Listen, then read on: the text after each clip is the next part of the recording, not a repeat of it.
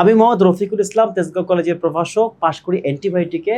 তোমাদের সামনে যে পরীক্ষা আছে সেই পরীক্ষার জন্য তোমাদের জন্য তোমাদের জন্য নিয়ে এসেছি সমাজবিজ্ঞান প্রথম পত্র এবং দ্বিতীয় পত্র। আমরা প্রথমে সমাজবিজ্ঞান প্রথম পত্র নিয়ে একটু আলাপ করি এবং এই আলাপের জায়গা থেকে প্রথমে তোমাদের সামনে আমরা যেটা নিয়ে কথা বলবো সেটা হচ্ছে ফ্যামিলি, ম্যারেজ অ্যান্ড কিনশিপ, মানে হচ্ছে পরিবার, বিবাহ এবং হচ্ছে জ্ঞাতি সম্পর্ক। সো প্রথমে যদি একটু পরিবারের ব্যাপারটা দেখি, পরিবার হচ্ছে সমাজের সবচেয়ে ক্ষুদ্রতম মৌলিক সংগঠন, মানে এর নিচে আর কোনো কিছু হয় না। এবং এটা হচ্ছে একটা মানুষকে সোশ্যাল করার জন্য বা সামাজিক করার জন্য প্রথম বা প্রাথমিক মাধ্যম হিসেবে কাজ করে। কারণ একটা মানুষ জন্মগ্রহণ করে, সে প্রথমে যাকে পায় সে তার মা, তারপর যাকে পায় সে তার বাবা, এবং এই যে বাবা মা এবং সন্তান মিলে কি হচ্ছে হচ্ছে পরিবার। তার মানে পরিবার হচ্ছে একদম প্রাথমিক ধাপ। এবং বর্তমান সময়ে ছোট পরিবার বা অনুপরিবারের সংখ্যা বৃদ্ধি পাচ্ছে, কারণ শিল্পায়ন এবং নগরায়নের কারণে যৌথ পরিবার ভেঙে ভেঙে একক পরিবার বা অনুপরিবার বা ছোট পরিবার তৈরি হচ্ছে। এবং এই অনুপরিবার ছাড়া বা ছোট পরিবার ছাড়া আরেক ধরনের পরিবার হচ্ছে ঐতিহাসিকভাবে আমাদের এই অঞ্চলে ছিল, যাকে বলা হচ্ছে যৌথ পরিবার। বেসিক্যালি এই যৌথ পরিবার কোথায় দেখা যায়? এই যৌথ পরিবার দেখা যায় কৃষিভিত্তিক সমাজে। তবে অর্থনৈতিক কারণে একটা যৌথ পরিবার আবার ধীরে ধীরে এটি ভেঙে যাচ্ছে এবং যৌথ পরিবার ভেঙে অনেক একক পরিবার তৈরি হচ্ছে। এখন যদি আমরা একটু দেখি যে এই পরিবার তৈরি হওয়ার পিছনে যে ন্যূনতম যে দুইটা মৌলিক বা দুইজন ব্যক্তি দরকার, সেটি হচ্ছে হাজব্যান্ড ওয়াইফ বা স্বামী স্ত্রী। এবং এই স্বামী স্ত্রীর সম্পর্কটা বেসিক্যালি সমাজ স্বীকৃত হওয়ার জন্য যেটা দরকার সেটা হচ্ছে বিবাহ বা ম্যারেজ। বেসিক্যালি বিবাহ এবং ম্যারেজের পরে দেখেন, একটা ছেলে যখন একটা মেয়েকে বিয়ে করে বা একজন স্বামী একজন স্ত্রী, স্বামী একটা পরিবার থাকে, স্ত্রীর একটা পরিবার থাকে। এক্ষেত্রে তারা যখন একত্রে বসবাস শুরু করে তারা তিনভাবে চাইলে বসবাস করতে পারে। একটা হচ্ছে পিতৃবাস, মানে সে হচ্ছে বাবার যে বাসাটা আছে বা হাজবেন্ডের বাবার যে বাসাটা আছে সেখানে থাকতে পারে। আবার অনেক ক্ষেত্রে মাতৃবাস, মানে ওয়াইফ যে পরিবার থেকে আসে সেই পরিবারেও থাকতে পারে। কিন্তু ঐতিহাসিকভাবে আমাদের অঞ্চলে পিতৃবাসটাই বেশি প্রচলিত। এবং বর্তমান সময় যেটা সবচেয়ে বেশি প্রচলিত হচ্ছে সেটা হচ্ছে নয়াবাস। নয়াবাসে যেটা হচ্ছে বেসিক্যালি পিতা, বেসিক্যালি স্বামী তার বাসা থেকে বের হয়ে আসতেছে, ওয়াইফ তার বাসা থেকে বের হয়ে আসতেছে, এসে তারা একটা নতুন বাসা নিচ্ছে, যে বাসাটাকে বলি নয়াবাস। যেমন বিশ্ববিদ্যালয়ে যেসব ছাত্ররা গ্রাম থেকে এসে এখানে পড়াশোনা করে এবং এরপরে যখন তারা হচ্ছে পরিবার গঠন করে, অধিকাংশই দেখা যায় তাদের বাবা মা গ্রামেই থেকে যায় এবং হাজব্যান্ড ওয়াইফ হচ্ছে শহরে নতুন একটা বাসা নিয়ে তাদের পরিবারটা শুরু করে। তো এইটা হচ্ছে নয়াবাসের একটা ক্লাসিক্যাল এক্সাম্পল। এবং বিবাহেতে স্ত্রীর সংখ্যা এবং স্বামীর সংখ্যার উপরে ভিত্তি করে আমরা দুইটা ভাগে ভাগ করতে পারি, একটা হচ্ছে পলিগামি, একটা পলিএন্ড্রি। পলিগামি হচ্ছে যে যেখানে স্ত্রীর সংখ্যা থাকে একের অধিক বা বহু স্ত্রী। যেমন আমাদের অঞ্চলে এই বহু স্ত্রী বা একাধিক ওয়াইফ রাখার একটা ঐতিহাসিক পটভূমি আছে। যেমন ইসলাম ধর্ম স্টিল নাও হচ্ছে 4 জন পর্যন্ত স্ত্রী রাখা হচ্ছে ধর্ম স্বীকৃত। এবং এর অপোজিশনে আছে যে একজন স্ত্রীর একাধিক স্বামী থাকতে পারে। কিন্তু এই অত্র অঞ্চলে একজন স্ত্রীর একাধিক স্বামী থাকার ঘটনাটি খুব একটা দেখা যায় না। এমনকি মানব সভ্যতার ইতিহাসেও বেসিক্যালি এই বহু স্ত্রী বাস, মানে বেসিক্যালি বহু স্বামী বাস, মানে বেসিক্যালি হচ্ছে একজন স্ত্রীর অনেকজন একের অধিক স্বামী থাকবে, সেই ঘটনা খুব একটা লক্ষণীয় নয়। এরপরে আছে দুই ধরনের বিশেষ বিবাহ, একটা হচ্ছে সরেট আর হচ্ছে লেভরেট। সরেট হচ্ছে অনেক ক্ষেত্রে দেখা যায় যে যদি স্ত্রী মারা যায়, স্ত্রীর বোনকে বিয়ে করা হয়। স্ত্রীর বোন হচ্ছে স্বামীর সাথে কোন সম্পর্কে থাকে? স্বামীর সাথে যে সম্পর্ক থাকে সেটাকে আমরা বলি শালী বা শ্যালিকা। এই যে মৃত স্ত্রীর বোনকে বিবাহ করা, এটাকে বলা হচ্ছে শ্যালিকা বিবাহ বা সরেট। এখানে একটা বিষয় বিবেচ্য যে আমাদের এই বাংলাদেশে বা পৃথিবীতে যখন স্ত্রী বর্তমান থাকে তখন স্ত্রীর বোনকে কিন্তু বিয়ে করা হয় না। এবং অনেক ধর্মে অনেক সমাজে স্ত্রীর বোনকে নিজের বোনের মতো করে দেখার একটা প্রবণতা বা একটা বৈধতা বা একটা জায়গা হচ্ছে স্বামীর জায়গা থেকে থাকে। কিন্তু স্ত্রী যখন মারা যায় তখন সে চাইলেই স্ত্রীর যে ছোট বোন আছে, যাকে আমরা শ্যালিকা বলছি, তাকে সে বিয়ে করতে পারে। আবার একইভাবে যদি স্বামী মারা যায় তখন, বা স্বামী মারা যাওয়ার আগ পর্যন্ত স্বামীর ভাই হচ্ছে স্ত্রীর কাছে কি হিসেবে থাকে? স্ত্রীর কাছে থাকে হচ্ছে বেসিক্যালি হচ্ছে নিজের আপন ভাইয়ের মতো করে। এবং এই জায়গা থেকে যে দেবরকে নর্মালি বিয়ে করা যায় না। কিন্তু অনেক ক্ষেত্রে দেখা যায় যদি কোনো স্ত্রীর স্বামী মারা যায়, সে ওই পরিবারে থাকার জন্য বা অন্য কোনো পারিপার্শ্বিক কারণে বা সামাজিক কারণে সে তার স্বামীর, মৃত স্বামীর আপন ছোট ভাই বা কাজিনকে সে বিয়ে করতে পারে। এইটাকে একটা স্পেশাল বিবাহ বলতেছে, এটাকে আমরা বলি সেটা হচ্ছে দেবর বিবাহ, মানে দেবরকে বিয়ে করা। তবে এক্ষেত্রে শর্ত হচ্ছে স্বামী কিন্তু তখন জীবিত থাকবে না। স্বামী জীবিত থাকলে দেবরকে নর্মালি বিয়ে করা হয় না, অল্প কিছু ব্যতিক্রম বাদে। এরপরে যদি একটু আসি, সেটা হচ্ছে অনুলোম এবং প্রতিলোম।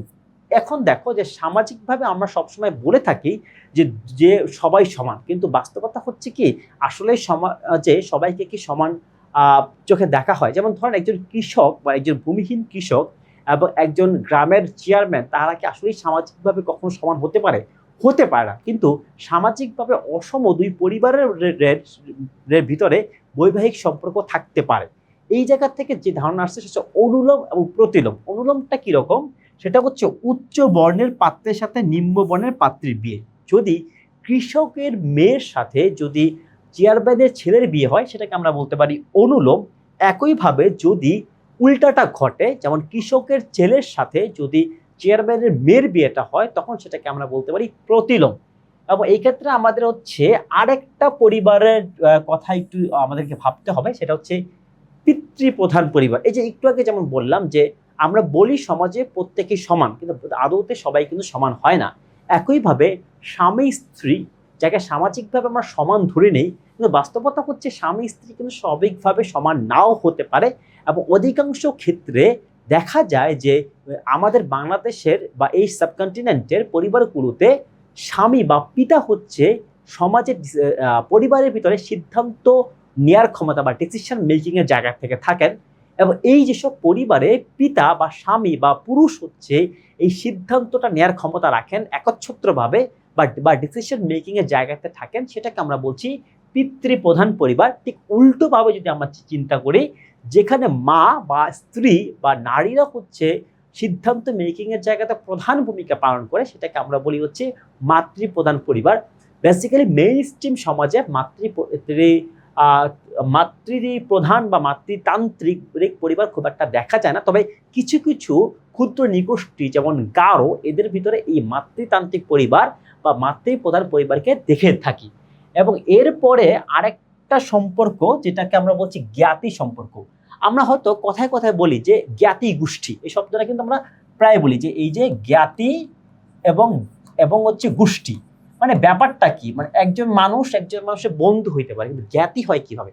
জ্ঞাতি হয় ওইভাবে যদি তাদের ভিতরে কোনোভাবে রক্তের বা জৈবিক সম্পর্ক থাকে। যেমন মানে পরিবারগুলো যদি কোনোভাবে বৈবাহিক সম্পর্ক দ্বারা আবদ্ধ থাকে, তখন সেই পরিবার বা সেই পরিবারগুলো বা সেই যে পরিবার থাকে, সেই পরিবারের ভিতরে এই পরিবারের যে সদস্যরা আছে, সদস্যদের ভিতরে যে সম্পর্ক থাকে, সেই সম্পর্ককে আমরা বলি জ্ঞাতি সম্পর্ক বা আত্মীয়তার সম্পর্ক। যেমন ধরো যে একজন শালিকার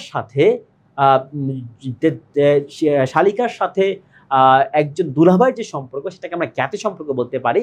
মানে এইখানে কিন্তু ম্যারেজ একটা সিস্টেম কাজ করে, এবং পরিবারগুলোর ভিতরে বন্ধুরে এই সম্পর্কগুলোই বেসিক্যালি জ্ঞাতি সম্পর্ক হয়ে থাকে। এর পাশাপাশি আমাদেরকে দুইটা বইয়ের কথা মনে রাখতে হবে। একটা হচ্ছে হিস্ট্রি অফ হিউম্যান ম্যারেজ, এটা লিখেছিল ওয়েস্টার মার্ক। আর একটা হচ্ছে এনশিয়েন্ট সোসাইটি, যেটা ছিল মর্গানের একটা ক্লাসিক্যাল কাজ। সো আমরা এই পর্যায়ে পরিবার, বিবাহ এবং জ্ঞাতি সম্পর্ক, এই তিনটা বিষয় নিয়ে বিস্তারিত আলাপ করলাম। এখন তাহলে আমরা কি করব? এখন আমরা যে কাজটি করব সেটা হচ্ছে এইখান থেকে যে এমসিকিউ গুলো আসতে পারে, সেই এমসিকিউ গুলো একটু আলাপ করব। প্রথমে যে এমসিকিউটা আমাদের সামনে আসে, সমাজের ক্ষুদ্রতম মৌলিক সংগঠন কোনটি? পরিবার।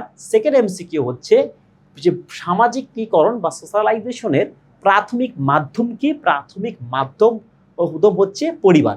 এরপরে আমরা দেখতে পারি অনুপরিবার বা একক পরিবার কি, যৌথ পরিবার কি, এটা দুইটা হচ্ছে এমসিকিউ।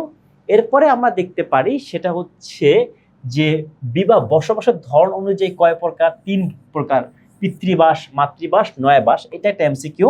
এরপরে স্বামী স্ত্রীর সংখ্যার উপর ভিত্তি করে আমরা দুই ধর দেখতে পারি, সেটা হচ্ছে বহু স্ত্রী এবং বহু স্বামী। এখানে প্রশ্ন আসতে পারে বহু স্ত্রী এবং বহু স্বামী ভিত্তিক পরিবার কি, এবং বিশেষ বিবাহ, সরাইট বা শালিকা বিবাহ, লেভরিট বা দেবর বিবাহ, এই দুইটার সংজ্ঞা কি, বা এই দুইটা থেকে আমরা দুইটা এমসিকিউ দেখতে পারি। এরপরে আমরা দেখতে পারি অনুলোম এবং প্রতিলোম, এই জায়গা থেকে দুইটা ডেফিনেশনের জায়গা থেকে আমরা দুইটা এমসিকিউ দেখতে পারি। শেষে এটা খুবই ইম্পর্টেন্ট যে এনশিয়েন্ট সোসাইটির লেখককে, এনশিয়েন্ট সোসাইটির লেখক হচ্ছে মর্গান, এবং হিস্ট্রি অফ হিউম্যান ম্যারেজ এর লেখককে, লেখক হচ্ছে ওয়েস্টারমান। তো এরপরে আমার একটা এমসিকিউ খুব গুরুত্বপূর্ণ, সেটি হচ্ছে পিতৃপ্রধান পরিবার এবং মাতৃপ্রধান পরিবার, বা অন্যভাবে বলতে গেলে পিতৃতান্ত্রিক পরিবার কি জিনিস এবং মাতৃতান্ত্রিক পরিবার কি জিনিস। এখান থেকে আমরা এরকম আরো দুইটা এমসিকিউ দেখতে পারি। সো এই পর্যায়ে আমরা কোথায় যাব? এ পর্যায়ে আমরা অ্যাজ ইউজুয়াল যাব একটা সুপার এমসিকিউতে বা সুপার অ্যান্টিবায়োটিকে। আমরা আপাতত আমি এই চ্যাপ্টার থেকে বা এই সেকশন থেকে যে সুপার এমসিকিউ আসতে পারে সেগুলো আমরা দেখলাম। এখন থেকে সুপার এমসিকিউ কি হতে পারে? সুপার এমসিকিউ যেটা হতে পারে সেটা হচ্ছে হিস্ট্রি অফ হিউম্যান ম্যারেজ, এই বইটার লেখককে, এই বইটার লেখক একটু আগে দেখলাম ওয়েস্টারমান। আরেকটা হচ্ছে মৃত স্ত্রীর বোন কে বিবাহ করার প্রথা, মানে শালিকা বা ওয়াইফ জীবিত না থাকলে শালিকাকে যে বিবাহ করার প্রথাকে আমরা বলতেছি সোররেট বা শালিকা বিবাহ। এবং বেসিক্যালি এটা হচ্ছে আমাদের সুপার এমসিকিউ বা সুপার অ্যান্টিবায়োটিক। তো এর মাধ্যমে আমরা হচ্ছে পরিবার এবং জ্ঞাতি সম্পর্কে আলোচনা করলাম এবং এর গুরুত্বপূর্ণ অ্যান্টিবায়োটিকগুলো দেখলাম যাতে করে এমসিকিউতে উত্তর করতে পারে। এবং কি করলাম, এবং যেটি করলাম একটা সুপার এমসিকিউ দেখলাম। সো আমাদের আলোচনা এই পর্যন্তই। তোমরা যদি আরো ভালোভাবে প্রস্তুতি নিতে চাও, এই আলোচনার সাথে যে শীটটা আছে, যে এমসিকিউ আছে, সেটি একবার পড়তে পারো। আর এর মাধ্যমে কি হবে? এর মাধ্যমেই হবে তোমার কাঙ্ক্ষিত প্রতিষ্ঠানে কাঙ্ক্ষিত সাবজেক্টে পড়ার সুযোগটি এইবারই, এই বছরই পেয়ে যেতে পারো। এবং পাশ করে সাথে থাকার জন্য তোমাদের সবাইকে অভিনন্দন, ধন্যবাদ এবং সামনের পরীক্ষার জন্য শুভকামনা।